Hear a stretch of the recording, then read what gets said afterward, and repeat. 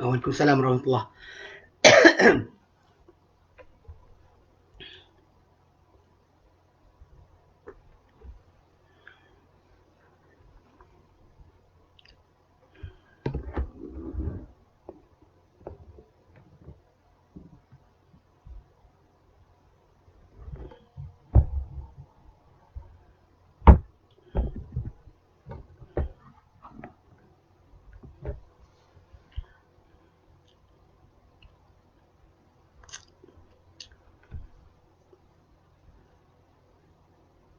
Nota ada dapat kan semua? Saya rasa mungkin Abu Talha ada share kan? Nota kita bincangkan ni. Waalaikumsalam warahmatullahi. Ada kan? Saya tak pasti. Saya rasa saya ada bagi salinan pada Abu Talha. Dan insyaAllah apa memang tajuk kita ni kita kupas berdasar pada buku yang saya sebutkan itu. Buku Bukti-Bukti Rasul SAW dan Mukjizat Baginda oleh karangan Syekh Al-Majid Zindani. Baik, kita mula insyaAllah. Baik. Assalamualaikum warahmatullahi. Bismillahirrahmanirrahim. Alhamdulillahirrabbilalamin. Nahmaduhu wa nasta'inuhu wa nastaghfiruh. Wa na'udhu billahi min syururi anfusina wa min sayyiati a'malina. Man yahdihillahu fala mudilla lah. Wa man yudlilhu fala hadiya lah. Asyhadu an la ilaha illallah wa asyhadu anna Muhammadan abduhu wa rasuluh. Allahumma salli ala Muhammad wa ala ali Muhammad kama sallaita ala Ibrahim wa ala ali Ibrahim wa barik ala Muhammad wa ala ali Muhammad kama barakta ala Ibrahim wa ala ali Ibrahim fil alamin innaka Hamidum Majid. Rabbi shrah li sadri wa yassir li amri wahlul 'uqdatam min lisani yafqahu qawli amma ba'd. Alhamdulillah, kita bersyukur kepada Allah sebab kita kumpul lagi. InsyaAllah hari ini menyambung kelas pengajian kita berkenaan bukti-bukti Rasul alaihi wassalatu wassalam dan mukjizat baginda. Baik, saya tak perasan kat mana aja ya. Kalau boleh share stiker GIF sekejap. Macam mana nak share file lah. Nanti lah saya kejap lagi saya tengok balik. Sebab buku yang kita belajar ni, yang kita bincangkan ni, dia ada PDF dia. Sepanjang kita bincang tajuk ni dah masuk kali kelima, dia memang ada PDF yang kita dah terjemahkan. Sebab tu saya kata ada. Cuma kejap.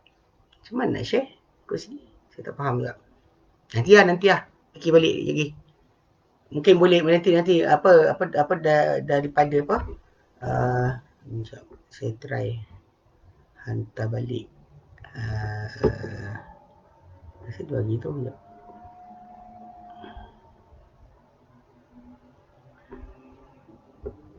Nanti kita minta Abu Talha share kan. Saya dah hantar kat dia dekat WhatsApp.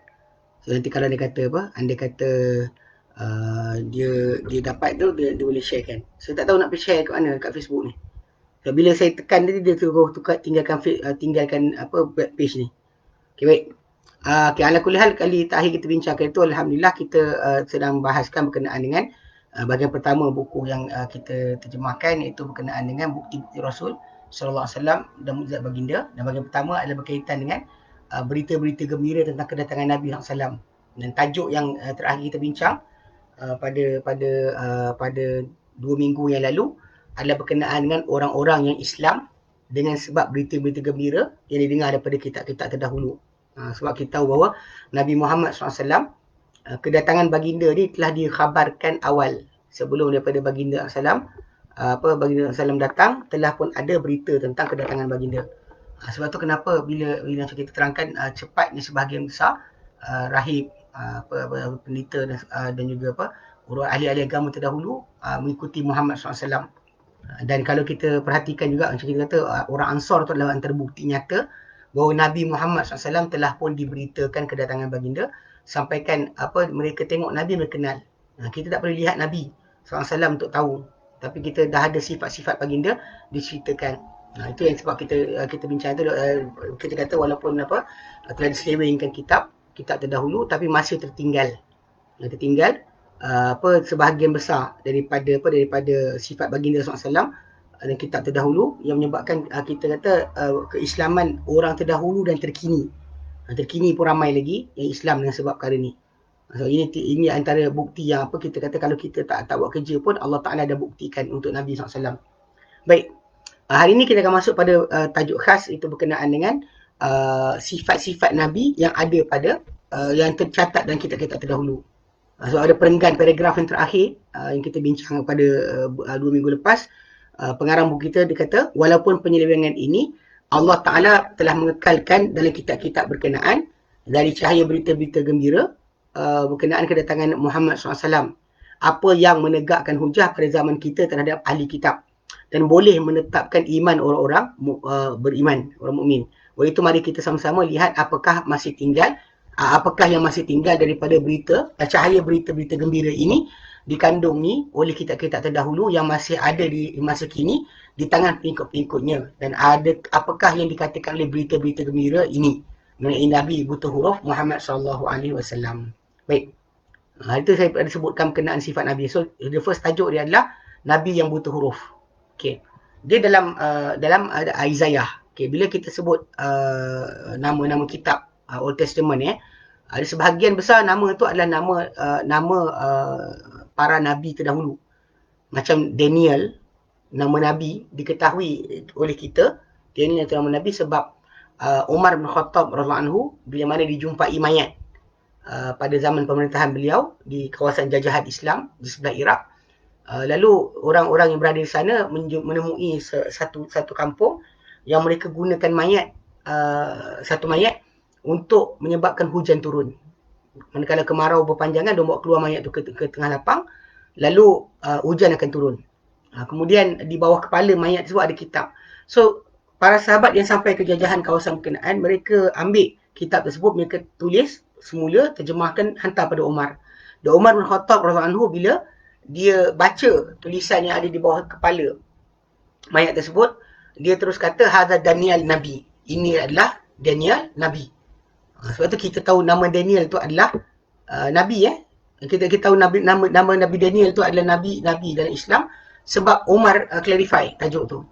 Sebab tu Umar arahkan kepada orang-orang gubernur dia, para sahabat yang bertugas sana, supaya sembunyikan mayat berkenaan. Ambil mayat tu, kemudian gali lubang banyak-banyak. Ada riwayat kata 13 lubang, kemudian tanam. Mungkin tanam tempat lain pun dia tak bagi. Sebab ini cara para sahabat Nabi bermuamalah dengan kubur. Mereka bukan sembah dan puja, tapi mereka usahakan untuk tersimpan mayat tadi tanpa diganggu dengan segala khurafat dan juga tahyul yang berlaku di masyarakat, apalagi bid'ah ataupun kesyirikan. Jadi kalau kat situ kita faham, kalau kita buka Old Testament, saya tak tonton belajar kitab terdahulu, tapi kita kata apa yang berkaitan dengan tajuk sifat Nabi ni kita kena tahu, sebab ia pembuktian bagi Muhammad Rasulullah, pembuktian bagi Muhammad Rasulullah SAW. Baik, jadi dalam tajuk ni, antara tajuk kita akan ambil ni, first kita ambil adalah Nabi yang buta huruf. Dalam Isaiah tu nama Nabi Ilyasa. Isaiah is Ilyasa, Ilyasa, Isa kan. So Ilyasa. So Nabi Ilyasa, kita dalam Quran Karim kan sebut kan Ilyas, Ilyas dan juga Ilyasa. So jadi bila dalam buku dalam Bible nama dia dikenali sebagai Isaiah. Macam Zakaria lah dalam Islam, dalam bahasa Arab dikenali dengan Zakaria. Yahya dengan John. Yahya dikenali sebagai nama John. Dalam bahasa Inggeris orang namakan John. Okay. Macam Yohana tu John lah. Okay, so jadi basically nama Isaiah tu adalah Ilyasa. So dalam buku-buku yang dipanggil Perjanjian Lama, ada salah satu buku tu nama dia Isaiah. Dan Isaiah ni merujuk pada Nabi Ilyasa. Okay, dia kata apa? Dia kata dalam 29:12. Dia kata, and the book is delivered to him that is not learned, saying, read this, I pray thee. And he said, I am not learned. Dia kata, dan buku berkenaan akan diberikan kepada dia yang tidak terpelajar. Lalu dikatakan, bacalah ini, aku minta kepada engkau. Dan dia akan berkata, aku tidak boleh membaca. Mana aku tidak terpelajar. Okey. Berkata pengarang kita, sesungguhnya Al-Quran Karim telah mengisyaratkan kepada sifat buta huruf Rasulullah SAW. Dan ia disebut di sisi penganut Taurat dan Injil. Dan kita pernah sebutkan, buta hurufnya Nabi ni ada orang zaman kita kata hina. Mana boleh hinakan Nabi dengan kata-kata berkenaan. Dia, saya ulang balik, tu saya pernah terangkan dulu. Sifat buta huruf ni hina bagi kita, mulia bagi Nabi. Macam mana pada Asma'ul Husna Allah Ta'ala, ada nama-nama yang mulia bagi Allah, hina bagi kita. Contoh macam Mutakabbir, Jabbar, Qahar. Yang itu adalah nama-nama yang layak bagi Allah, tak layak bagi kita sebagai makhluk. Ataupun Manan. Dengan maksud pengundia dan satu lagi maksud mengungkit. Allah Ta'ala ungkit apa yang diberi pada kita. So Allah Ta'ala layak. Tapi bila kita buat perangai tak elok. Macam juga membesarkan diri. Allah Ta'ala layak membesarkan diri. Tapi kita tak layak untuk membesarkan diri. So sebab tu nama-nama Allah Ta'ala dalam Asmaul Husna tu ada yang layak bagi Allah Ta'ala tapi hina bagi kita. Ada layak bagi Allah. Macam tu juga daripada sifat Nabi. Contoh buta huruf ni sebenarnya dia adalah layak bagi Nabi, hina bagi kita. Sebab tu Allah Ta'ala sebut dalam Quran dalam surah Al-A'raf ayat 157. Allah Ta'ala nyatakan a'udzubillahi minasyaitonirrajim. Alladzina yattabi'una ar-rasulan nabiyyal ummi. Orang-orang yang mengikuti rasul Nabi yang ummi, iaitu buta huruf. Alladzi yajidunahu maktuban indahum fit Tauratul Injil, yang mereka dapati dia tertulis di sisi mereka dalam Taurat dan juga Injil. Al-A'raf 157. So sifat buta huruf Nabi ni adalah cara permulaan wahyu kepada baginda yang pertama kali. Kalau kita baca dalam kitab Sahih Bukhari, Sahih Muslim, Bad'ul Wahyi, permulaan wahyu, memang ada disebut. Kan? Bila Nabi mula-mula dapat wahyu, perbualan Nabi dengan Jibril adalah disebut bahawa baginda tidak boleh membaca. Jibril suruh Nabi baca, baginda tidak boleh membaca. Okey. Dan telah datang dalam kitab Isaiah, Ilyasah kita sebut tadi, dan kitab tersebut akan disampaikan kepada dia yang tak terpelajar sambil berkata, bacalah ini, aku minta kepada engkau. Dan dia akan berkata, aku tidak terpelajar. Ini siapa-siapa yang ada nota, muka surat yang ke-12.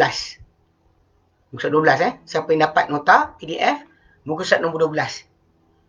Mungkin hari tu ada kot, pasal kelas kita ni kan on and off. Mungkin ada Abu Talha dah share kat mula-mula dulu. Mungkin ada orang tak perasan pada yang lepas-lepas punya share. Okay.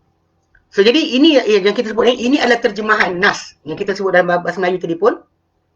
Itu adalah terjemahan teks yang datang dalam naskah King James bagi kitab suci yang diterima pakai di sisi orang Nasrani. Dan dia adalah naskah Taurat dan Injil yang paling sahih di sisi mereka. Bagi orang-orang Kristian, diorang anggap King James Version, mana satu Bible, himpunan yang di-endorse ataupun disokong oleh salah seorang raja di Eropah, nama James. Jadi apa yang diletakkan ni dikira macam paling bagus yang ada pada tangan orang Kristian. Okay, itu dalam naskah berkenaan. Okay. Dalam naskah yang dinamakan Good News Bible pula, telah datang apa yang terjemahannya berikut. Dia kata apa? If you give it to someone who can't read, jika kau berikan ia kepada seorang yang tak boleh membaca, and ask him to read it to you, dan kau minta dia membacakan ia kepada engkau, he will answer that he doesn't know how. Dia akan jawab bahawa dia tak tahu bagaimana. Kalau kau bagi buku tu pada orang yang ni maksudkan Nabi tu, Nabi akan datang tu, dia beri kepada dia buku, dia takkan boleh membaca. Okey. Itu kita dalam terjemahan Inggeris boleh kata jelas bahawa dia berpadanan dengan apa yang berlaku pada Nabi SAW. Okey. Okay, kalau anda kata kita lihat pula dalam sementara kita kata dapati nas yang dinyatakan ini dalam cetakan bahasa Inggeris. Dalam bahasa Inggeris jelas. Kita dapati padri-padri bangsa Arab telah menyelewengkan nas ini dalam naskah bahasa Arabnya, dan mereka telah menjadikan ayat tersebut seperti berikut. Mana daripada dalam bahasa Inggeris kita baca terjemahan tadi, kita terus nampak kisah Nabi terima wahyu dalam Gua Hira. Tapi bila kita baca terjemahan Inggeris bagi Bible, ini yang saya baca ni adalah apa yang diterjemahkan dari Injil bahasa Arab, dipetik daripada Alkitabul Muqaddas yang diterjemahkan oleh Smith dan Van Dyke pada tahun 1865 Masihi. Mana Bible bahasa Arab yang diterjemahkan daripada Hebrew ataupun daripada Greek kepada bahasa Arab yang dibuat oleh Smith and Van Dyke pada 1865. Ketika diorang terjemahkan Bible tu, nas ni, teks yang sama, Isaiah 29:12, diorang tukar. Dengar apa dia kata. Dia kata, au yudfa'ul kitabu liman la ya'riful kitabata. Dan ataupun apabila diberikan, dihulurkan, disuruhkan kitab kepada siapa yang tak reti menulis. And dia kata wa yuqalu lahu, dan dikata kepadanya, iqra' hadha, bacalah ini, fayaqulu, maka dia akan berkata, la a'riful kitabah, aku tak tahu menulis. Soalan minta aku bacalah ini, iqra' hadha, tapi dia terjemahkan la a'riful kitabah. Okey, perbuatan ni kalau kita lihat memang jelaslah, lihatlah bagaimana mereka mengubah nas tersebut. Dan orang yang bertanya meminta pembacaan, dan Nabi tersebut menafikan daripada dirinya pengetahuan menulis. Dia ubahkan daripada la a'riful qiraah tu ataupun apa makna bi qari'in kali lafaz Nabi, dia ubah kepada la a'riful kitabah, aku tak reti menulis. Sedangkan minta baca ini, bacalah ini, tapi dia tukar. Sebab tak nak. Okay. Pengubahan ini bertujuan supaya tidak bertepatan peristiwa yang disebut dalam nas tadi dengan kisah turunnya Jibril alaihi salam kepada Nabi Muhammad SAW dan permintaan kepada baginda untuk membaca. Lalu baginda menafikan daripada diri baginda kemampuan untuk membaca. Al-Hafiz Ibn Hajar Al-Asqalani berkata sungguhnya telah ditemui dalam hadis mursal. Tapi ini apa daripada Ubaid bin Umair di sisi Ibn Ishaq bahawa Nabi SAW telah bersabda, telah datang kepadaku Jibril dengan potongan daripada sutra yang padanya ada tulisan. Dia berkata, iqra', bacalah olehmu. Lalu aku berkata, ma'ana biqari'in, aku tak tahu baca. Cuma ini mursal. Mursal, kita dah ada mursal, salah satu bentuk kedhaifan lah. Sebab bila seorang tabi'in melangkau daripada para sahabat untuk pergi kepada Rasulullah SAW, berita daripada Rasulullah, tapi menceritakan seorang tabi'in, dia kira mursal dan tak dikira sebagai sahih. Cuma perbualan antara Jibril dengan Nabi itu memang dalam Bukhari Muslim datang. Bila Jibril datang kepada Nabi SAW, dia kata, iqra'. Nabi kata, ma'ana biqari'in, aku tak boleh. Bukanlah aku orang boleh membaca. Bukanlah aku orang yang boleh membaca. Okay. Dia kata berapa lama? Zaman telah berlalu selepas Nabi Isa AS. Sebab Isa seorang yang boleh membaca buku. Membaca kitab. So Isaiah ni sebelum Isa. Ilyasa sebelum Isa. So dia beritakan akan datang seorang Rasul atau Nabi yang tak boleh membaca. Tak boleh membaca. Ikut 29:12 tu. Memang disebutkan bila dia berikan buku tu dia minta baca, dia tak boleh baca. Lepas tu Nabi SAW pula memang kena dengan kisah berkenaan. Jadi dia kata selepas daripada Isa datang, tidak diturun wahyu kepada seorang Nabi yang buta huruf, melainkan yang Nabi buta huruf, Muhammad SAW. Mereka dapati sifat buta huruf tu tercatat di sisi mereka sehingga hari ini. So balik pada surah Al-A'raf tadi kan, ayat 157, alladzina yattabi'una ar-rasula an-nabiyyal ummi. Golongan yang mengikuti Nabi, Rasul Nabi yang ummi. Yang mereka dapati, ia tertulis dalam kitab mereka dan Taurat dan Injil. Ini jelas. Daripada asas pertama, memang sifat tersebut memang dengan terang-terangan ada dinyatakan dalam sabda bagi dalam kisah dalam Isaiah 29:12. Okey, itu tajuk pertama. Okey, kedua, nama nabi. Okey. Naskah Taurat di dalam bahasa Ibrani. Okay, kena ingat bila kita sebut Taurat, apa dalam Bible yang dicetak sekarang ni yang dikata Old Testament. Old Testament ni dikata apa yang turun sebelum Isa. Dan apa dapat pada Isa dipanggil New Testament. Walaupun sebenarnya daripada New Testament tu Isa yang dikait dengan Isa cuma 4 je. Lain daripada tu tulisan John Paul. Tulisan Paul Paul yang mengasaskan Trinity, dialah yang sebenarnya dikatakan kononnya menulis semua sekali buku tulisan lain. Yang gospel yang dikatakan Isa dapat tu hanya 4 riwayat saja. Daripada Matthew, Mark, Luke and John. Yang lain dari tu semua sekali tulisan daripada tulisan Paul, pengasas Trinity, yang mengatakan Isa mati di salib untuk menghapuskan dosa manusia. Ini kena faham. Ni banyak orang tak faham tajuk ni. Okey, baik. Sekarang ni kita akan bincang. Bila kita sebut naskah Ibrani, so Old Testament yang dalam Bible tu, yang dikata perjanjian lama, itu yang turun kepada Musa dan Nabi-Nabi sebelum Isa AS. Dia kata situ. So dalam kat situ, dia kata naskah Taurat dalam bahasa Ibrani, masih lagi membawa nama Muhammad dengan jelas dan terang sehingga kini. Dalam Song of Solomon daripada Taurat, perenggan ke-5, baris ke-16. Kalau datang kata-kata ini. Dia saya dalam apa? Audio daripada YouTube ada dibawakan tentang teks tersebut. Jadi saya boleh share. Jadi saya boleh share lah pasal dia mudah. Buka kejap lagi lah. Kejap lagi bila saya dah tak ada kan buka. Okey. Dalam apa dia dalam Song of Solomon tu. Okey, saya pasang sikit bagi dengar. Tuan-tuan jangan pasang. Biar saya pasang. Tuan-tuan pasang kan masalah. Okey, dengar Sekejap. Saya nak bagi dengar. Sekejap. Saya nak bagi dengar. Sebab saya bila saya pakai headphone, saya punya bila saya pakai earphone, saya punya mikrofon kat sini. Saya tak boleh nak pasang je. Saya nak buat. Kalau saya buka ni, tak tahu tuan-tuan dengar tak? Contoh saya pasang Okey. Benda ni kalau siapa dengar debat Zakir Naik sebagainya, sering ada.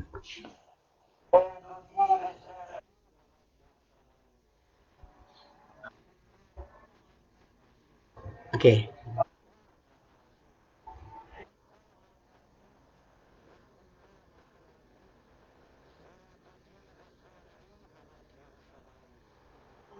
Ada dengar tak apa-apa? Soalan dengar tak apa-apa. Ni pasal tak tahu juga pasal saya susah sikitlah nak kena play benda ni. Sebab benda ni dalam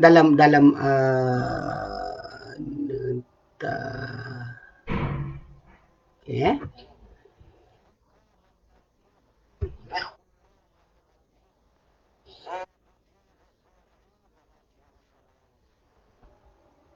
dengar Soalan dengar tak?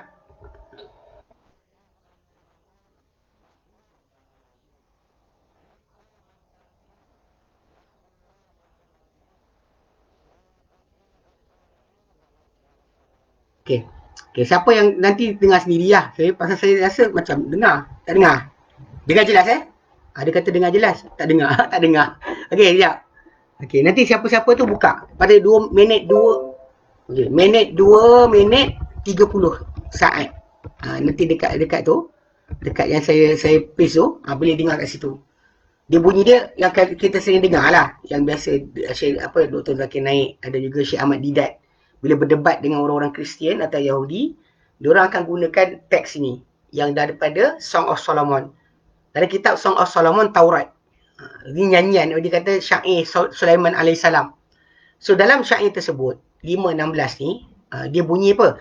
Hekko mamit takim vigullu Muhammadin zidudi faziri ya bainut Yerusalem. Hekko mamit takim. Dia kata-katanya adalah semanis-manis kata-kata. Vigullu Muhammadin wahwa Muhammad. Dia adalah Muhammadim.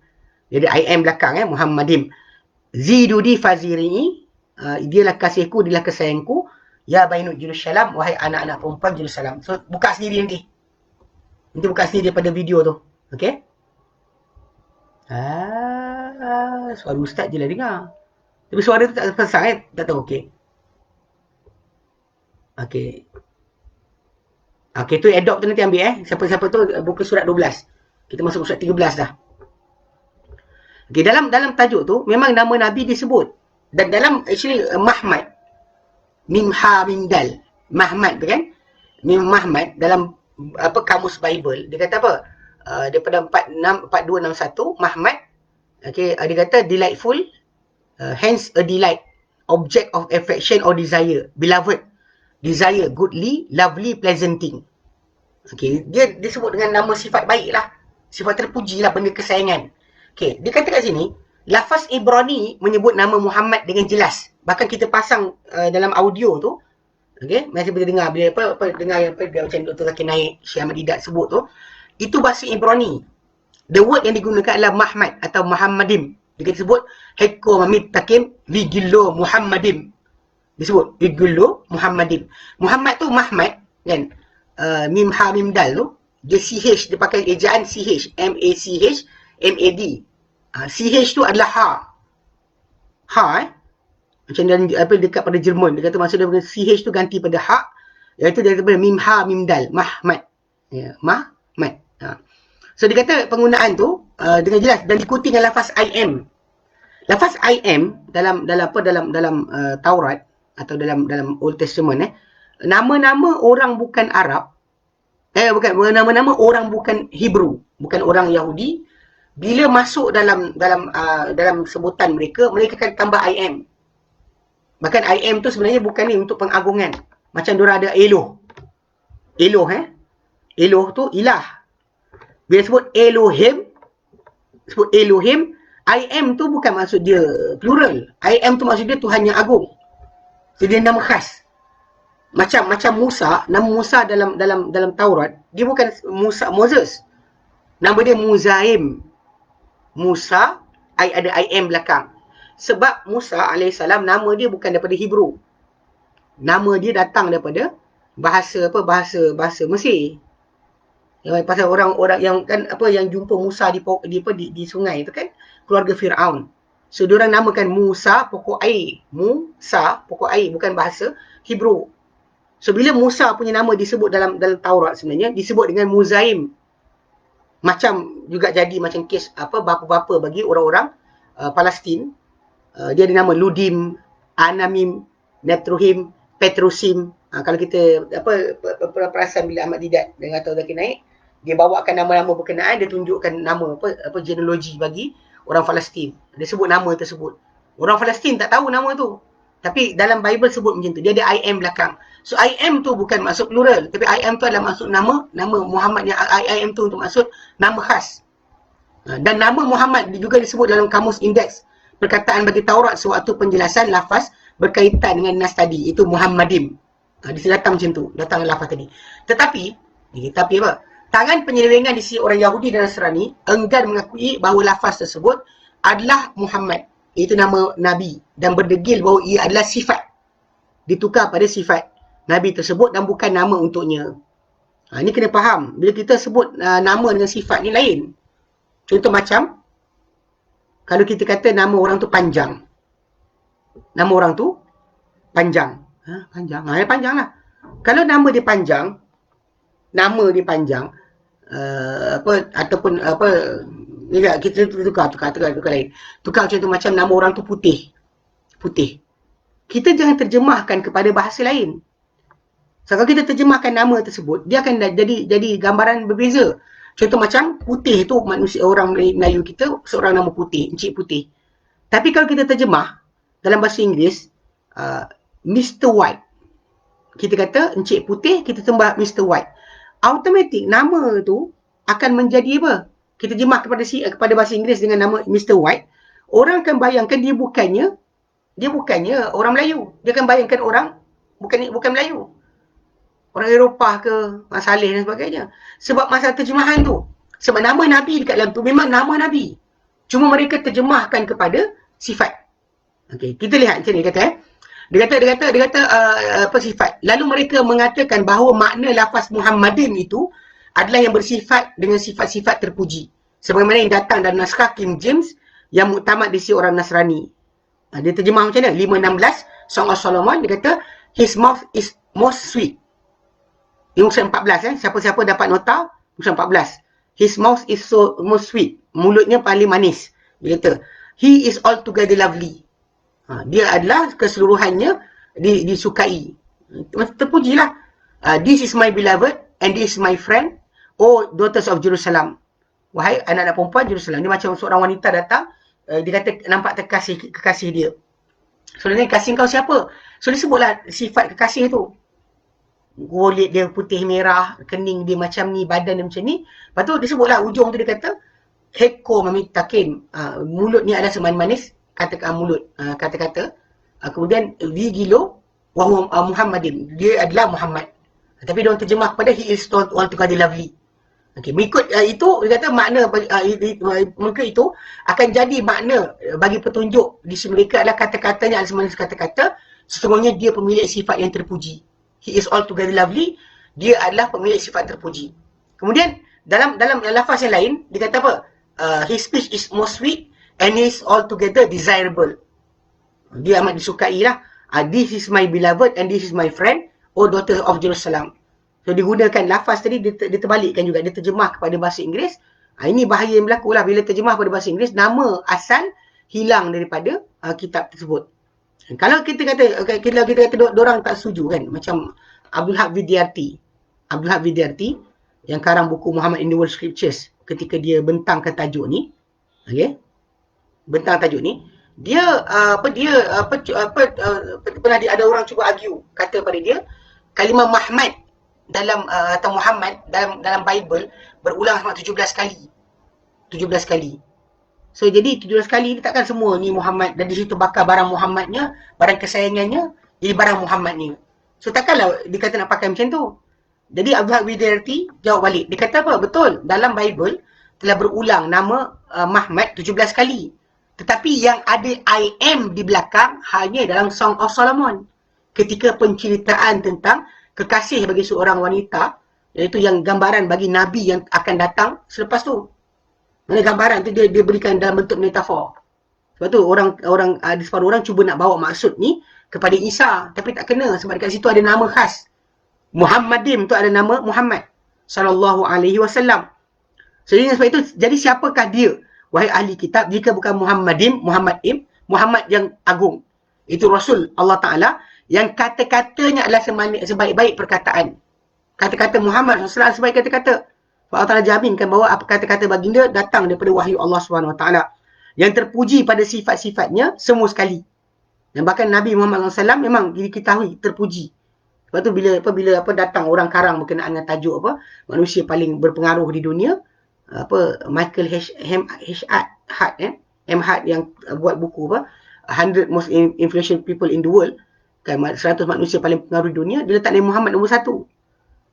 So dia manusia paling berpengaruh, dan kita tahu Nabi Muhammad sallallahu alaihi wasallam, macam kita bincangkan itu ketika Zaid bin Sa'nah. Dia test Nabi, bila Nabi makin tak tahu makin lembut. Makin Nabi tak tahu makin lembut. Dan kelembutan baginda mendahului akan kemarahan baginda. Dan makin Nabi tak tahu makin Nabi lembut.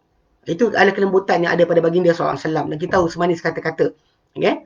Dia terpuji pada sifat-sifatnya semua sekali. Dan dia adalah kasih Allah dan kesayangannya. Sebagaimana yang datang dalam nasyid yang nyanyian yang dikatakan Song of Solomon tu, selepas sebutan namanya, inilah kekasihku dan inilah kesayanganku. Kalau bukan Muhammad, siapa lagi? So lafaz tu dah sebut tentang nama dia.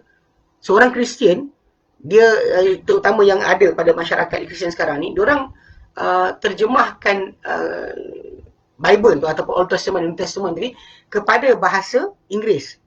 So last kali diorang menyangka bahawa bahasa Inggeris tu adalah pegangan sepenuhnya ataupun yang sebenar-benarnya bagi pengetahuan. Sebab tu kalau kita, macam saya nak sebutkan tadi kan, inilah bahaya kadang-kadang berlaku pada masyarakat Islam kita sendiri pun. Bila ada orang yang cuba untuk menterjemahkan Al-Quran, contohnya kepada bahasa dia lupa teks Arab itu yang asal. Kita boleh cuba untuk menerangkan Islam kepada siapa sahaja menggunakan Quran dan hadis, tapi kena ingat teks Al-Quran itu dalam bahasa Arab itulah yang asal. Bukan terjemahan kita itu menjadi sandaran utama. So kalau kita terjemahkan macam mana sekalipun, takkan mendapat akan pengertian dikehendaki oleh Allah Ta'ala kecuali ikut bahasa Arab yang asal. Ini sebab siapa-siapa yang sesat, kat sinilah kesesatan yang berlaku. Sebab mereka tak gunakan. Sebab tu ketika dahulunya umat Islam sendiri, bila mula-mula nak diterjemahkan Quran, jumhur para ulama tak setuju. Sebab bimbang apa yang jadi pada Kristian, hilang banyak tajuk-tajuk penting dengan sebab terjemahan. Benda patut jadi nama, tiba-tiba jadi sifat. Benda patut jadi nama, tiba-tiba jadi sifat.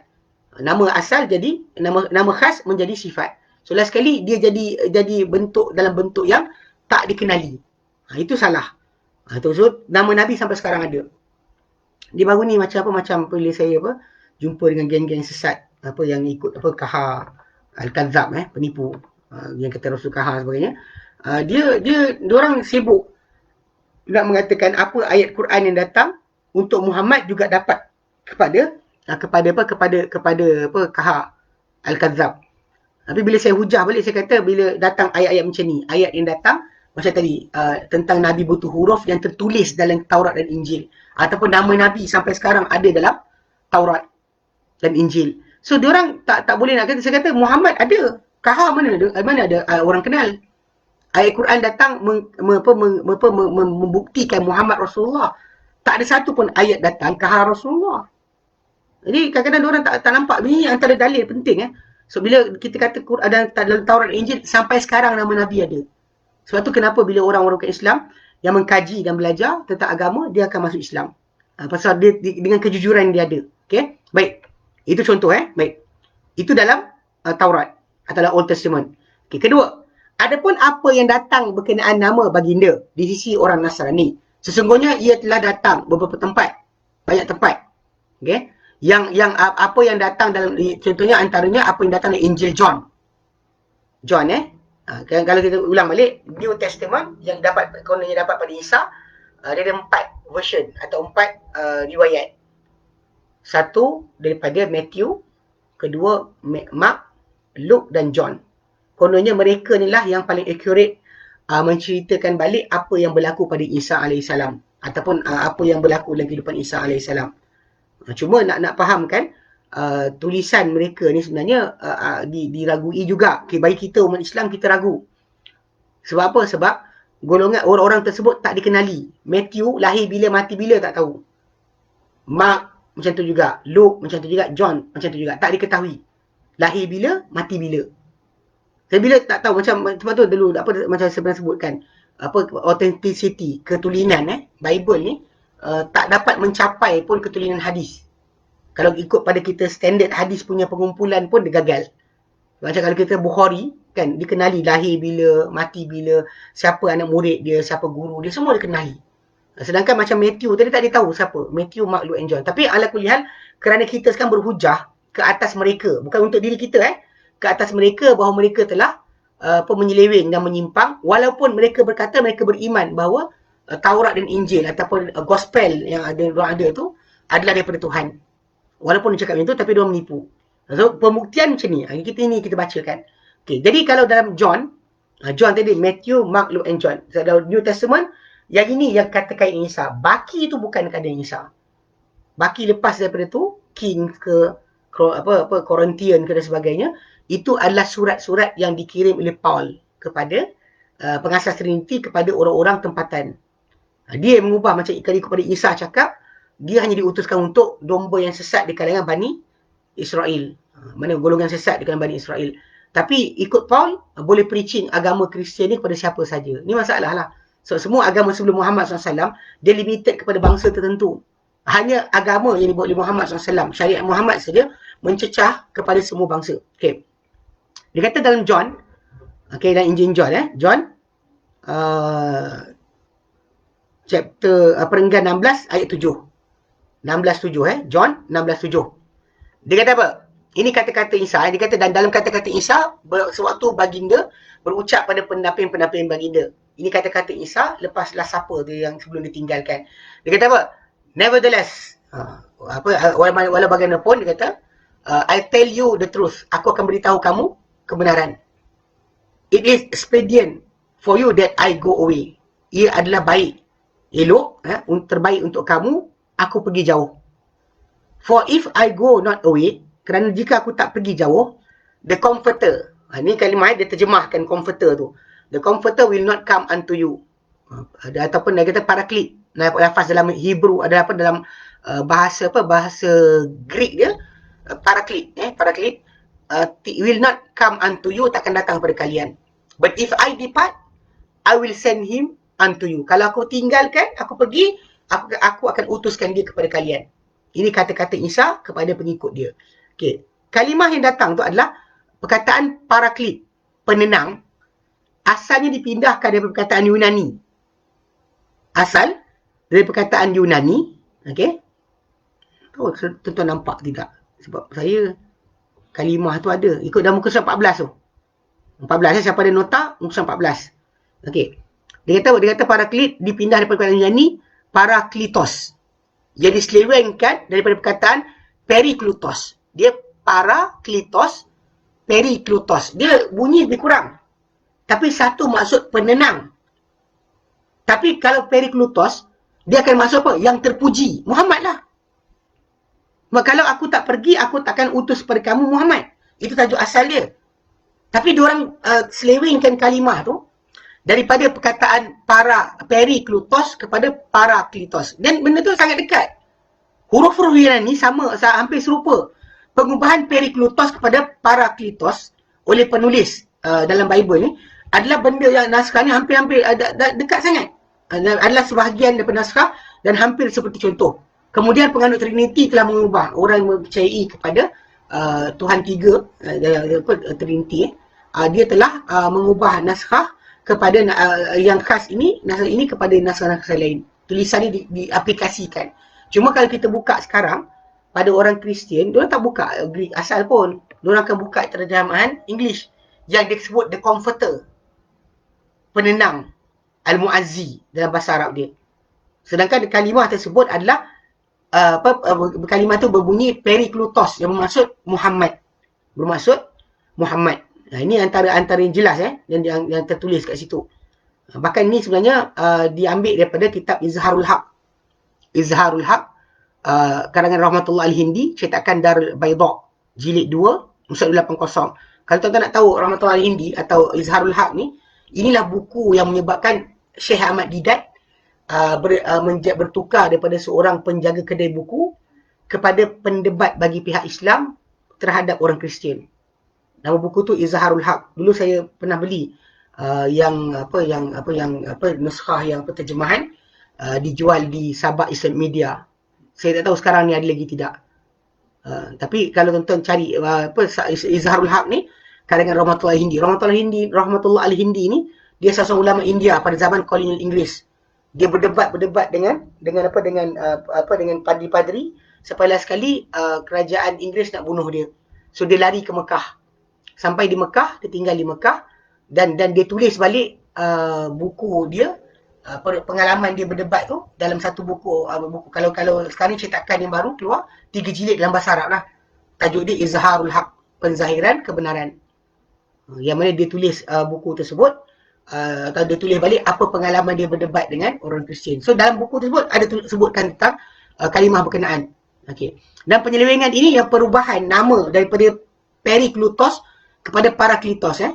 Periklutos kepada paraklitos sebenarnya disebut oleh seorang Archbishop, ketua padri Mausil di Iraq.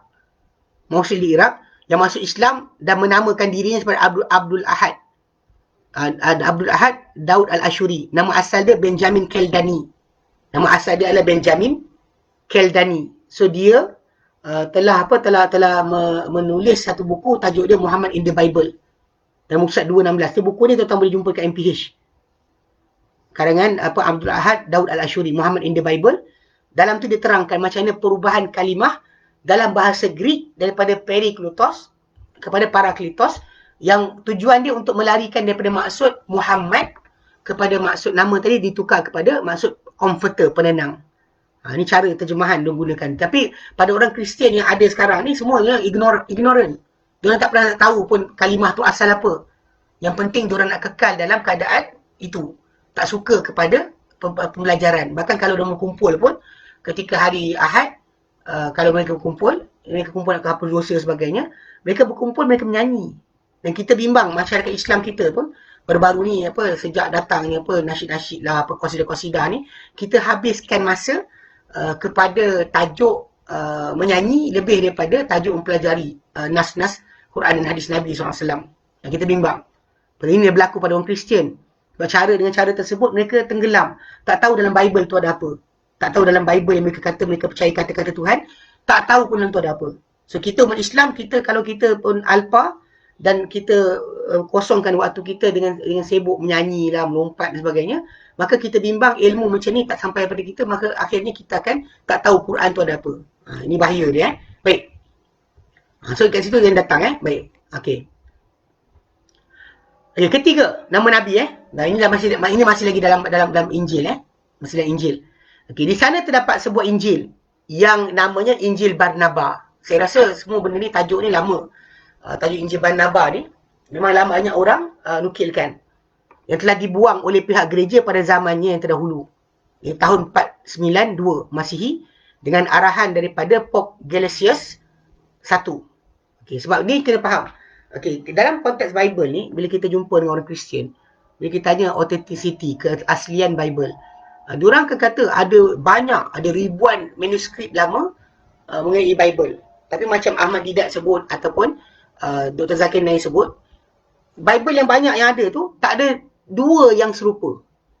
Tak ada pun tu identical. Semua cerita berlain-lain. Macam-macam cerita tambahan-tambahan. Orang ni cerita tak sama dengan orang ni. Orang yang tak sama dengan orang ni. Ribu yang ada tu, tak ada satu pun, tak ada dua yang identical. Sebab kita kata dua yang serupa tu penting. Sebab bila ada dua serupa, keaslian mana satu betul, kita akan boleh pilih. So bila kita tengok orang 5-6 orang cerita benda yang sama. So kita automatik kita tahu macam dalam hadis lah. Bila para sahabat Nabi makin ramai cerita benda yang sama, ramai. Bukan beza dengan seorang, dengan yang ramai. Kan puluhan para sahabat atau belasan orang para sahabat menceritakan kisah yang sama. Macam dia ajarkan solat. Pergi ke negara mana pun solat diajarkan 5 waktu. Tempat para sahabat sampai. Tak ada satu pun datang ajar tak ada solat. So dengan sebab itu kita tahu bahawa benda ni adalah ajaran yang sama. Lepas tu mutawatir. Bahkan siapa tolak solat 5 waktu wajib, maka orang tu kafir. Kafir. Sebab pengertian atau pelaksanaan ibadat tadi disampaikan oleh para sahabat seluruh dunia dengan bentuk yang sama. Tak ada seorang pun beza. Dengan sebab itu tak ada. Tapi dalam Bible tadi punya banyak ada tulisan, ribuan manuskrip diorang kata ada, tapi tak ada dua identical. Ini masalah kita nak tahu mana yang autentik, mana yang betul. Sebab tak nampak. Tak nampak pun apa yang dua yang serupa. So dengan sebab itu masalah. Okay, jadi benda ni dalam peringkat-peringkat pengumpulan macam kita nampak sekarang ni, dalam Bible ni ada 73 buah buku. Kalau ikut pada orang-orang Katolik, Roman Katolik 73. Kalau orang-orang Protestan, buku diorang ada 66. Protestan 66. Ada 6 buah buku yang mana dalam Katolik terima, tapi dalam Protestan tak terima. Diorang reject. So ikut version mazhab tadi, kitab suci mereka tambah buku, buang buku. Ini tak sama dengan terjemahan Al-Quran. Banyak orang kata terjemahan Quran pun sama. Tak. Terjemahan Quran kita Quran yang sama. Terjemahan adalah pilihan kata-kata. Macam dalam bahasa Inggeris kan, kita ada Sahih International. Kemudian kita ada Marmaduk Pekital, Yusuf Abadi, Fairuz Abadi, Yusuf Ali. Contoh banyak kan yang terjemahan Inggeris bagi Al-Quran. So ayat dia, jumlah ayat tetap sama. Tak ada sebarang pengurangan. Cuma ketika penterjemah menterjemahkan Quran tu, akan ada pilihan kalimah lah. Akan ada pilihan kalimah. Ini asas yang kita kena pegang. Sedangkan dalam Bible, bila kita kata version tu, mungkin hilang beberapa kalimah atau ayat, bahkan mungkin hilang version tadi, macam version dua orim, apa yang dipegang oleh orang Katolik, ada 73 buah buku. Dalam tu ada 73, Genesis dan sebagainya, kumpul ada 73 buah. Tapi kalau kita pergi orang Protestan, macam King James dan sebagainya, dia ada 66 saja. Ada 66 buah buku sahaja. Ini kena pegang. Okay, jadi dalam masalah ni, kenapa buku tu boleh buang? Tidak. Okay, pasal diorang adakan persidangan banyak. Antaranya macam tahun 492 Masihi, salah seorang Pope ketika zaman berkenaan, dia telah buang banyak daripada Bible tu apa yang dirasakan tak patut. Okay. Pembacaannya telah diharamkan. Yang Barnabas ni diharamkan dan dia telah dihapuskan daripada semua tempat. Tapi perpustakaan Pope telah menyimpan buku ini. Dan Allah Ta'ala menghendaki agar Injil ini muncul semula di tangan seorang rahib Latin bernama Fra Marino yang menjumpai pada surat-surat Irenaeus yang dalamnya ada menyebut tentang Injil Barnabas. Mana ada salah seorang Pope sebelum tu yang sebutkan berkenaan dengan dalam tu ada Injil Barnabas yang dijadikan hujah olehnya. Lalu sifat ingin tahu telah menggerakkan beliau mencari Injil Barnabas. Dan beliau telah sampai kepada pencarian apabila dia menjadi salah seorang pengikut rapat kepada Pope Sixtus yang kelima. Beliau dapati Injil ini, bahawa disangka bahawa dari Injil ini, bahawa akan disangka bahawa Isa adalah anak Allah. Dan perkara tersebut akan berkekalan sehingga datangnya Muhammad Rasulullah. Lalu baginda akan memperbetulkan kesalahan ini, berkata Injil Barnabas dalam bab 220. Dia kata, and this mocking shall continue until the advent of Muhammad, the messenger of God, who, when he shall come, dia kata, dan pembohongan ini akan berterusan sehingga kedatangan Muhammad, utusan Tuhan, yang apabila dia datang nanti, dia kata, he shall reveal the deception, dia akan membongkar akan tipu daya ini. Dia kata, to those who believe in God's law, pada siapa-siapa yang mengimani undang-undang Tuhan. Fra Marino telah masuk Islam dan bekerja menyebarkan Injil ini yang diperangi oleh pihak gereja ke tengah tangan orang ramai. Memang ada jual. Cuma ada masalah sikit kat sini Okey, Injil Barnabas ni ikutkan kepada asal macam Khalil bin Khalil Sa'adah dalam pendahuluan beliau tentang terjemahan Injil Barnabas kepada bahasa Arab telah menukilkan kisah Fra Marino yang dicatatkan dalam pendahuluan naskah berbahasa Sepanyol seperti mana yang diceritakan oleh Orientalis Sale. Dia terangkan bahawa dalam terjemahan Quran dia cerita tentang benda yang sama. Cuma naskah Injil yang sampai kepada Barnabas ni, yang sampai kepada tangan kita zaman sekarang ni, dia dalam bahasa Sepanyol. Dia bukan bahasa Greek. Sebab tu kenapa kita kata penghujahan menggunakan Injil Barnabas ni agak masalah. Sebab bagi orang Kristian, diorang pegang pada Injil mesti daripada bahasa Greek. Kalau Taurat mesti bahasa Hebrew. Kata diorang lah, tapi sekarang tak pegang pun. Jadi ditolak Barnabas punya Injil tadi sebab dia punya dia punya bahasa yang ketika sampai kepada kita bukan bahasa Greek. Tapi bahasa bukan bahasa Latin, tapi bahasa Sepanyol. Bahasa Sepanyol. Wallahu alam, tapi tajuk dia memang Injil Barnabas ni ada disebarkan dan juga diwar-warkan lah. So saya ada satu part yang saya ingat dulu disebarkan tentang tajuk ni. Saya tak setuju jugalah sikit sebab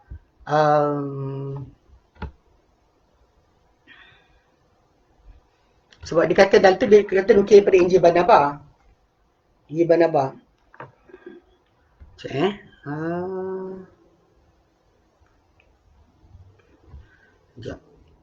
Saya Barnabas. Okey. Tu Barnabas Okey. Hari tu kan ada tersebar artikel. Diorang kata apa? News. Vatican dia kata. Vatican claim apa? Dia kata ada ni sekejap.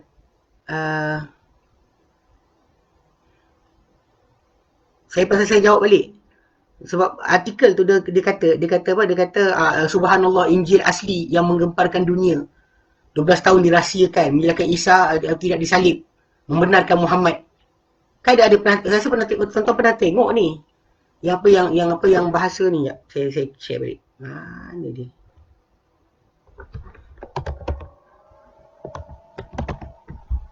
Cuma pasal kat situ dalam word-word yang digunakan tu ada yang tak patut jadilah. Pasal dia sekejap dia kata ni sekejap. Kononnya ni Saya nak pinjam mana saya nak share Ni.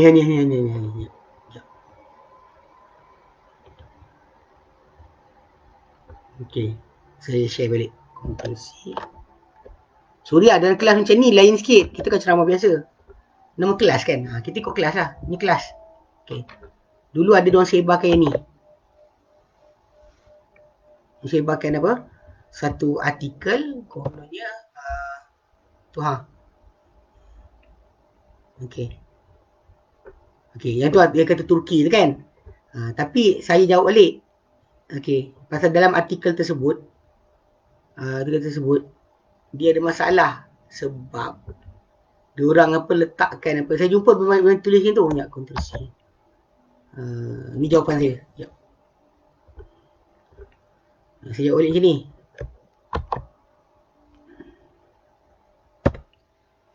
Okey. Tu ada dua yang diorang tulis yang kata Turki dah terjemah tu kan. Dalam kisah tu banyak masalah pasal dalam tadilah pasal dikatakan Injil Barnabas tu sebab dia bukan dalam bahasa Hebrew atau bahasa ni, dia dalam bahasa Spain yang asalnya yang diorang jumpa. Sebab tu kita nak pakai payah. Cuma ala kulihal kalau pada sebahagian orang Kristian yang faham tentang sejarah Barnabas ni mungkin jadi macam Fra Marino masuk Islam. Wallahualam, tapi mungkin dia masuk Islam dan jadi macam Fra Marino. Tapi pada asalnya nak kena faham benda ni ada ni sikit sebab dia bukan Bible yang orang Kristian setuju. So kita kata memang sebut nama Nabi, serius. Terjemahan tu memang datang dengan nama Muhammad. Cuma masalah authenticity orang Kristian akan reject. Okey, baik. Itu nombor 3. Nombor 4. Okey, beginilah dan demikianlah yang kita bincangkan Dan nama Nabi sebenarnya telah wujud dengan jelas dalam kitab-kitab Yahudi dan Nasrani di sepanjang sejarah. Dahulunya ulama-ulama Islam telah menghujah pendeta-pendeta dan rahib-rahib dengan apa yang datang, apa yang ada dari penyataan Muhammad SAW dalam kitab mereka. Okay. Kitab-kitab mereka sendiri, dalam kitab Yahudi Nasrani. Antaranya telah datang dalam kitab Isaiah. Yang sekarang ni benda ni kalau ikut kepada terjemahan baru tak datang macam tu. Dia kata apa? Sesungguhnya aku telah menjadikan nama Muhammad, wahai penyuci Tuhan, namamu telah ada sejak berabad. Okey, rangkap ni telah disebut oleh seorang Nasrani, nama dia Ali Ibn Rabin At-Tabari. At-Tabari Yang dia ni dia kata dia masuk Nasrani, lalu Allah Taala menunjukkan dia kepada Islam dalam buku Ad-Din wa Daulah, Din dan Daulah. Okey, dan beliau mati pada tahun 247 Hijrah. Dia lama, orang lama. 247 dia mati awal daripada Imam Al-Qurtubi. Imam Tabari. Imam Tabari mati 310. Imam Tabari mati 310. So this guy laki ni mati 247 Hijrah. So dalam buku dia disebutkan tentang nama Nabi itu telah tercatat dalam kitab berkenaan. Memang ada disebutkan dalam Isaiah nama Nabi dengan jelas. Cuma macam kita jumpa sekarang ni mungkin dah dibuang lah. Diorang tiap-tiap tahun, bertahun-tahun, memang Injil tu di alter dan juga dibuang banyak, telah dibuang daripadanya. Ikut pada kesesuaian mereka suka. Buang apa mereka suka, tambah apa mereka suka. Okey, itu antara benda. Baik. Kemudian telah datang juga dalam Injil Isaiah juga. Okey, Isaiah, Ilyasa. Dia kata kami mendengar dari penjuru-penjuru bumi suara Muhammad. Tengok 30 footnote bawah. Dia kata apa? Dinyatakan oleh para imam. Saleh Saleh Al-Hashimi, Al-Qarafi, Ibn Taymiyah, Ibn Qayyim dan kitab-kitab mereka. Dan memang dalam kitab-kitab kitab-kitab yang dikarang oleh macam dikatakan oleh Saleh bin Hussein Hashimi mati tahun 668 dan kitab Takhjil min harfi Takhjil min harfi Taurat wal Injil. Dia menyebut bahawa menyebut macam tu. Dan Al-Qarafi juga mati pada tahun 682 dan kitab dia Al-Ajwibah Al-Fakhirah. Dinyatakan macam tu. Mungkin nyatakan Ibn Taymiyah pun dia mati 728 dan kitab Al-Jawab Sahih Imam Badal Din Masih. Serta nyatakan Ibn Qayyim Al-Jauziyah yang mati tahun 791 dalam kitab Hidayatul Hayara min al-Yahud wan Nasara. Kita tahu bahawa ulama-ulama Islam kita macam Ibn Taymiyah dalam nama-nama kita sebut tu, mereka mempunyai kejujuran yang sangat tinggi dan takkan tulis sesuatu perkara kecuali dengan kajian dan juga pengetahuan. So bila mereka sebut tentang zaman mereka tu ada, tahun 700 lebih Hijrah tu ada, zaman sekarang kita kata tak mustahil dah hilang, jadi ubah dan juga dirombak. So itu memang ada disebut tentang nama Muhammad dengan jelas dalam Ilyasa tu, Isaiah tu. Sedia antara Nabi second last lah. Sebelum Ilyasa kan. Zakaria, Ilyasa yang mana dia datang menceritakan tentang Muhammad SAW. Okay, Ilyasa baik. Kemudian telah datang dalam Habakuk. Habakuk ni Old Testament Dia kata apa? Dia kata dalam ayat ni tapi ini ada berikan gambaran berkenaan dengan tajuk tentang datang ni Nabi di mana. Dia kata God came from Timan. Timan. Saya baca tu And the Holy One is from Mount Paran. Selah.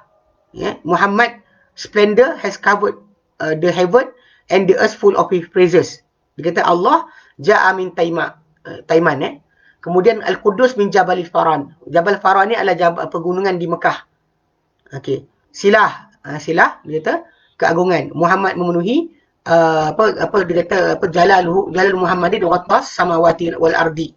Dia kata kebesaran Muhammad mengisi langit dan bumi. Imtala'at bin tasbihi, semua penuh dengan pujian kepadanya. Okay, ini juga disebut oleh Ali Ibn Rabin At-Tabari dalam kitab Din wa Daulah dia. Yang telah dinukilkan oleh Ibrahim bin Khalil Ahmad yang dahulu seorang padri Nasrani lalu meluk Islam pada zaman kita. Dan beliau telah menyebarkan kata-kata tersebut dalam kitab tulisan beliau pada tahun 1409. Mana ada Kristian pada zaman kita yang baca kitab Ali Ibn Rabin tadi dan dia masuk Islam. Okey. Kemudian dan telah datang dalam buku Isaiah juga. Okey. Dia kata what I've given dia kata what I will give him, apa yang aku beri kepadanya will not be given to anyone else. Akan diberi kepada selainnya. Ahmad will praise Allah newly. Ahmad akan muji Tuhan dengan pujian yang baru. He comes from the best land. Dia datang daripada negeri yang setanah, yang sebaik-baik tanah. The wilderness and inhabitants will rejoice. Kawasan daratan dan juga penduduknya akan bergembira. They will celebrate the oneness of Allah. Mereka akan mengesahkan Allah Ta'ala. Dia kata, at every elevated place. Pada setiap tempat yang tinggi, di setiap bukit. Dan mereka membesarkan dia di setiap kawasan yang, di setiap kemuliaan, dan mereka akan membesarkan dia, agungkan dia di setiap bukit. Ini yang dikatakan telah datang nama Nabi, nama Ahmad dalam Isaiah juga. Okey, tapi ini balik pada asal yang kita sebut tadi lah. Okey. Dinyatakan oleh apa perkara ni oleh Imam Al-Khazraji, Al-Hashimi, Qurtubi, Qarafi, Ibn Taymiyah dan Ibn Qayyim. Semua ulama-ulama tadi sebut benda yang sama. So, kalau kita kata macam apa Imam Qurtubi kan, kita kata apa dia dalam lepas 400 lebih kan, 500 lebih Hijrah. Ibn Taymiyah 600 lebih. Ibn Qayyim macam tu juga. So mereka-mereka ni telah ceritakan tentang perkara tersebut. 700 lebih Ibn Qayyim, Ibn Taymiyah dan Ibn Qayyim 700 lebih Hijrah. Mereka sebut dalam kitab mereka ada. Okay, dan dalam kitab apa lain, Abdullah At-Turjuman. Dahulunya nama dia Anselm Turmida. Anselm Turmida. Beliau seorang padri daripada Spanyol. Masuk Islam dan mati pada tahun 1832. Okey.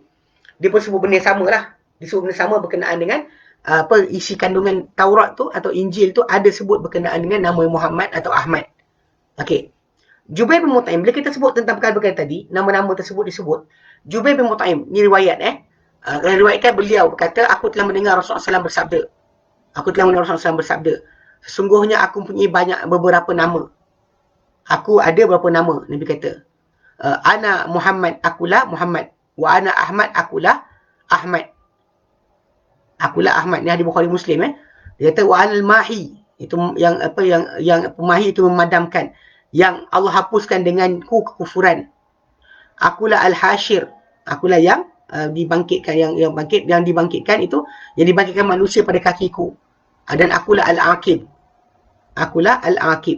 So ini disebut dalam kitab Sahih Bukhari. Demikian juga At-Tirmidzi, ada yang lain lah, Ahmad, Sunan Kubra, Imam Nasa'i, pun semua ada. Dia disebutkan tentang nama Nabi yang lain. Okey.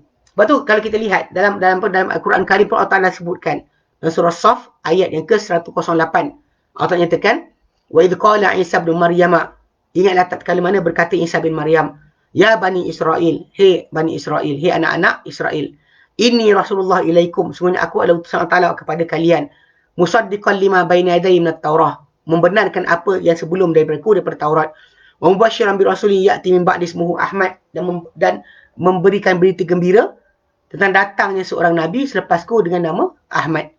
Falamma ja'ahum bil bayyinat, lalu dia datang pada mereka dengan bukti-bukti. Dia itu Muhammad datang pada mereka dengan bukti-bukti. Qalu hadza sihrun mubin, mereka kata ini sihir yang nyata.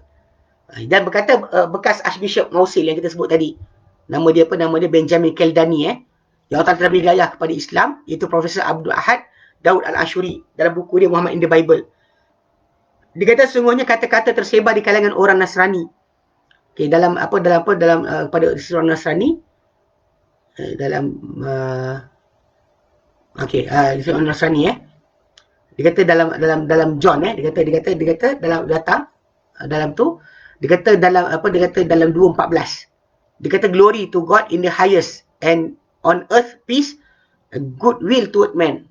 Kemuliaan untuk Allah di ketinggian, ke atas bumi kesejahteraan, dan bersama-sama manusia kegembiraan. Dia kata itu bukan yang asal. Yang asal dia adalah glory in the highest, glory to God in the highest, and on earth Islam, Ahmad towards men. Dia kata kemuliaan untuk Allah di ketinggian, ke atas bumi itu ada Islam, dan untuk manusia Ahmad. Untuk manusia ada Ahmad. Dia kata itu yang ditukarkan, dia kata. Okey. Baik, kita berhenti situ. Untuk ambil pada tajuk tu, kita stop situ dulu. Baik, ada soalan? So benda ni memang kalau tuan-tuan tak ada nota, saya bibir-bibir seorang masalah. Sebab tu saya kata buku nota tu kena follow. Kalau siapa tak ada nota, dia bincang dalam kelas dan tajuk ni memang masalah. Ni kan nanti lepas ni ada apa, ada tentang nama Nabi dalam kitab-kitab Hindu pula. So dalam tajuk Taurat dan Injil, kita dah sebutkan dah tentang nama Nabi, tentang nama Nabi.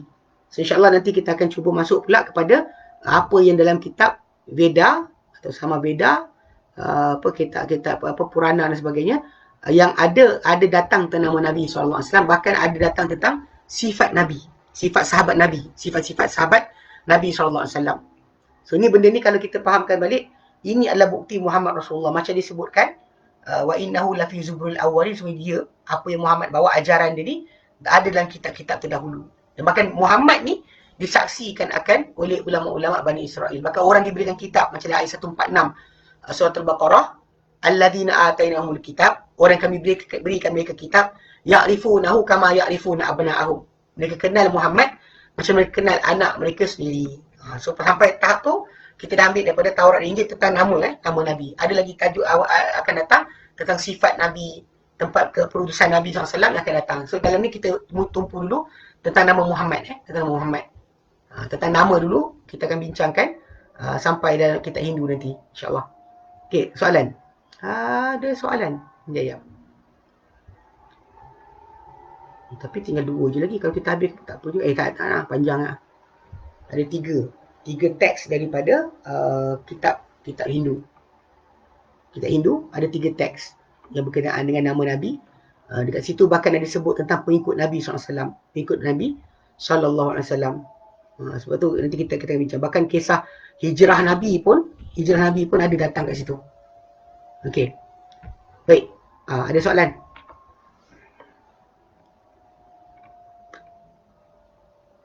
Tadi ada orang tanya soalan pada saya. Dia kata pada hari-hari bulan Zulhijjah ni, bagaimana kita nak puasa hari-hari bulan cerah, Ayyamul Bid. Pasal kan jatuh salah satu daripada hari-hari berkenaan jatuh pada hari Tasyrik. Saya kata pada hari-hari ini kita sepatutnya tumpu kepada 10 awal Zulhijjah. Sebab hari-hari 10 awal Zulhijjah ni paling orang sukai amalan dibuat. So tajuk Ayyamul Bid tinggalkan dulu. Macam kita puasa Ramadan lah. Ketika Ramadan kita tumpu Ramadan. Kita sibuk tentang Isnin Khamis. Kita sibuk tentang benda lain. Kita sibuk tentang Ramadan tu saja. Macam tu juga bila awal 10 Zulhijjah, tumpu pada 10 awal Zulhijjah sebab itu hari paling orang sukai amalan dibuat. Okey.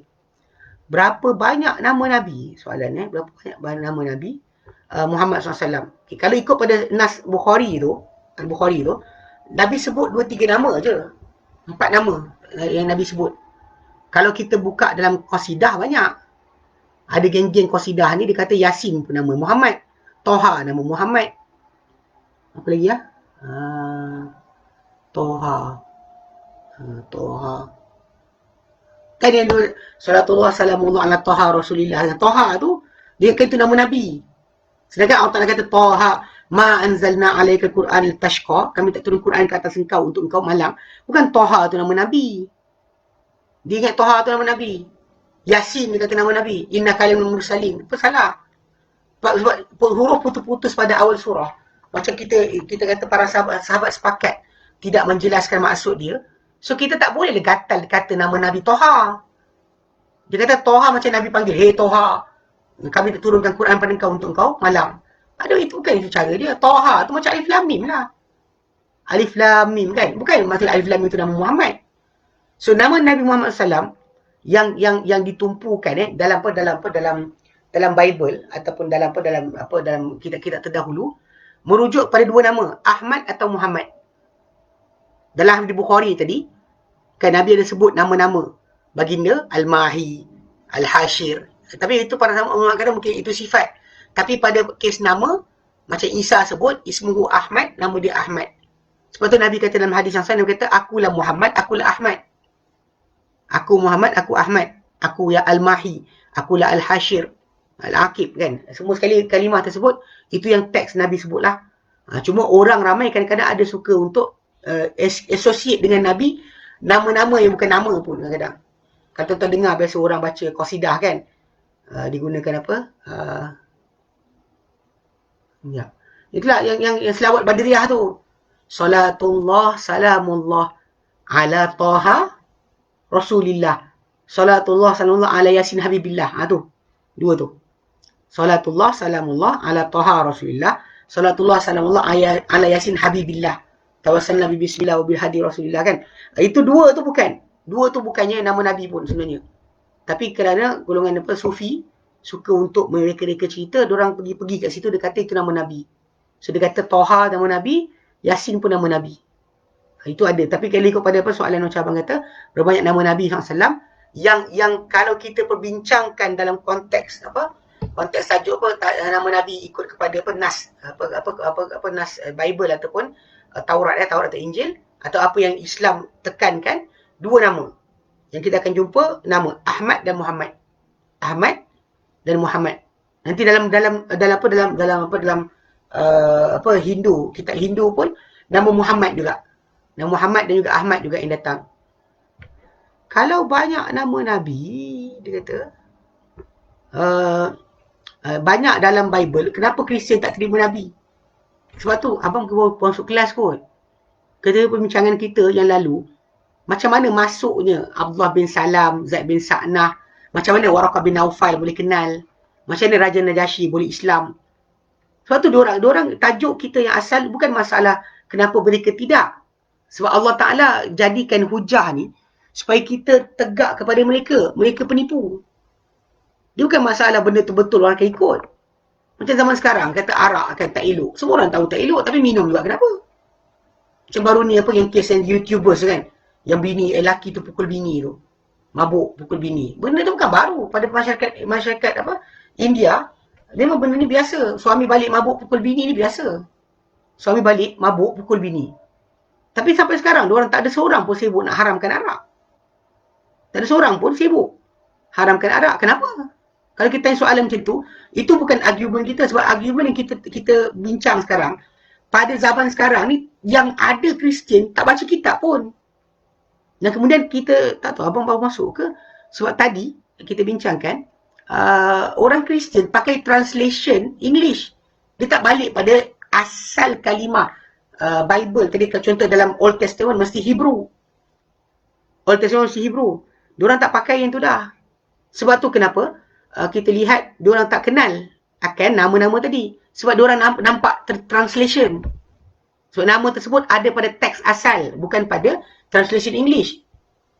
Ya, bukan pada translation English. Yang ada adalah pada teks asal. Sebab tu kita tadi pasang Song of Solomon tadi.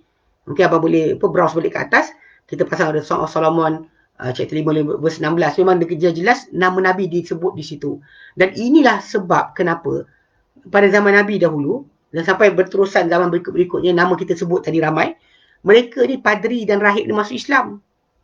Macam yang terakhir kita sebut tadi nama adalah Benjamin Keldani, atau nama asal dia adalah nama asal dia Benjamin Keldani. Nama Islam dia Abdul Ahad Daud Al-Ashuri.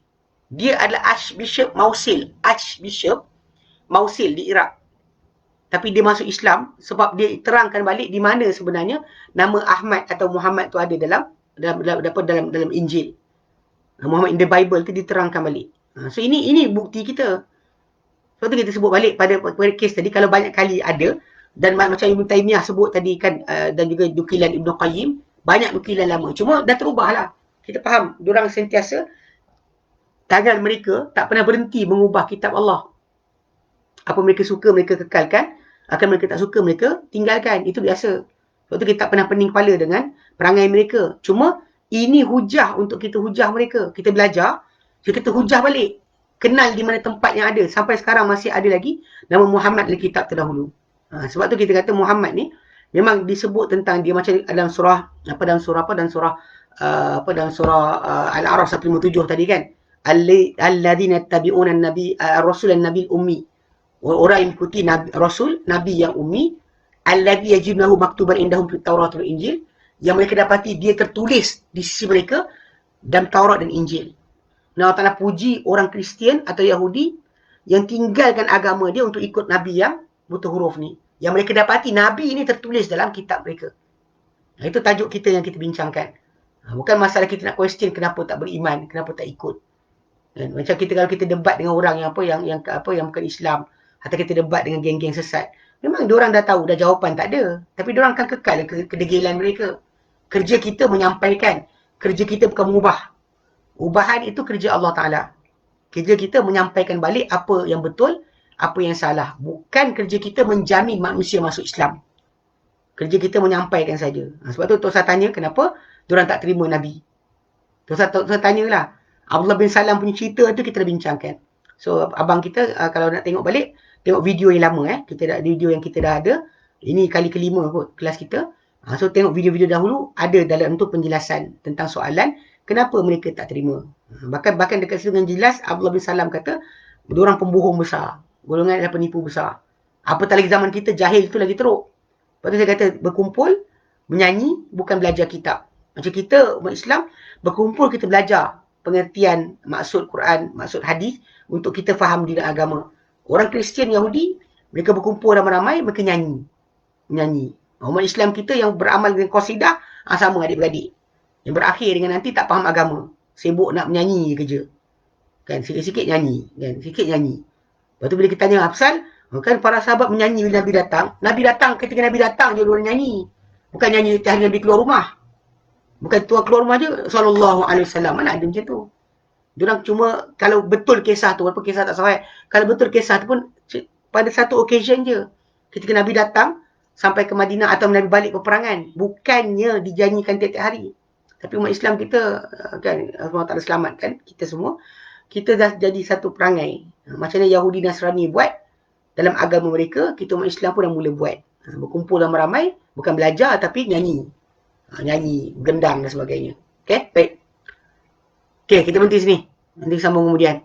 Pasal nanti ada tiga teks yang daripada Veda tentang nama Nabi. Lepas tu kita pindah tentang nasab Nabi, tempat tinggal, tempat utusan Nabi, syariat Nabi bawa dan sebagainya. Yang kita kata semua benda tersebut membuktikan Muhammadun Rasulullah. Muhammad Rasulullah. Jadi selagi kita tak start lagi kelas kita yang fizikal, kita teruskan ini. Nanti bila kelas kita fizikal balik start, kita akan sambung balik kelas fake insyaAllah. Baik. Okay, ada soalan lain? Tak ada Okay, tak ada, kita berhenti sini insyaAllah. Nanti insyaAllah kita sambung kemudian. Bulan hadapan. Minggu yang kedua. Baik. Wallahu a'lam. Wa sallallahu ala sayyidina Muhammad wa sallam alhamdulillah rabbil alamin. Assalamualaikum warahmatullahi wabarakatuh.